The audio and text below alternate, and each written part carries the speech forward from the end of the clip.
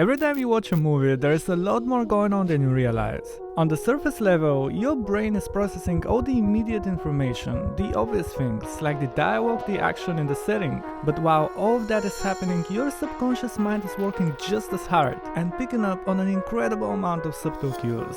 It's the very nature of human psychology affecting how you feel about something without you even knowing why. And not only are filmmakers aware of it, but the really good ones are using it to enhance their stories.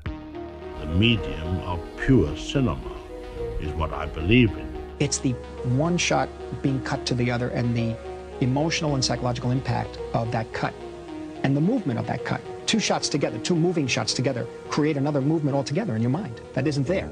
It is primarily an emotional experience. It's something you feel. Like for example Steven Spielberg.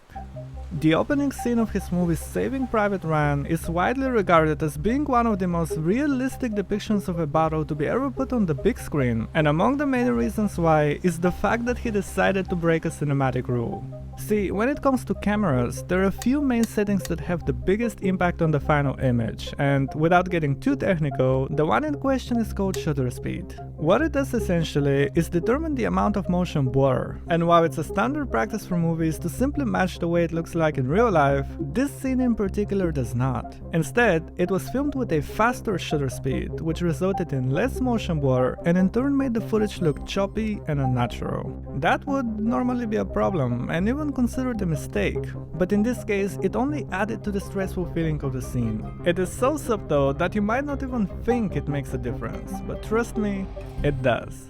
And I'm not just speculating, there is some actual science behind it because this whole thing is an emerging subfield of psychology called psychology of film. In fact, the very idea of that has been around for over a century, with one of the earliest breakthroughs dating all the way back from 1916, but it is only recently now that scientists have been able to conduct experiments by utilizing modern technology. It's about the way we see film, and not just on surface level, but its effect on our thoughts, feelings and behavior, and some of their findings are fascinating. Like for example camera angles, and the fact that a low angle will always make a character look more powerful and important, or the so-called Dutch angle, which filmmakers have been using to subconsciously make you feel uneasy. And that is the key, to make you feel something without explicitly pointing it out. Like for example this specific moment from Martin Scorsese's film The Age of Innocence, as explained by the legendary editor of the film, Thelma Schoonmaker. Ellen decides to get up and walk across the room to talk to Daniel Day-Lewis. Now, in New York society at that time, that was considered something you did not do. It was considered very brazen. So Marty wanted to emphasize this dramatic moment. And what happens is, if you look at the clip, that she gets up in normal speed, and as the camera dollies back, staying with her in a medium shot, the camera slows down to slow speed, and you just feel this slightly. You're not really that aware of what's going on, but you feel something. There is also color and its ability to influence our mood, and of course camera motion, body language, sound, framing, editing, staging, screen direction, and even the lens that they're using, like this great example from Severance. Without revealing too much, once the main character exits the elevator, in a way he becomes a different person, a change that is happening inside his head. So, in order to help us feel it, there is a shift in the focal length of the lens, giving you this incredibly subtle hint that what you're looking at is indeed a different person.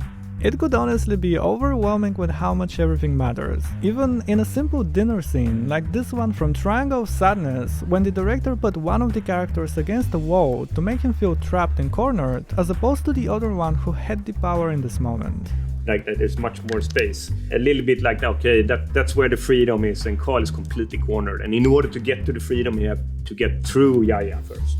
The psychology of film is vast, but the beauty of it is that you don't have to be an expert, you don't have to look for it, and you don't even have to notice it, because regardless if you actually do, it helps you immerse in the story. And at the end of the day, that is what makes movies so special.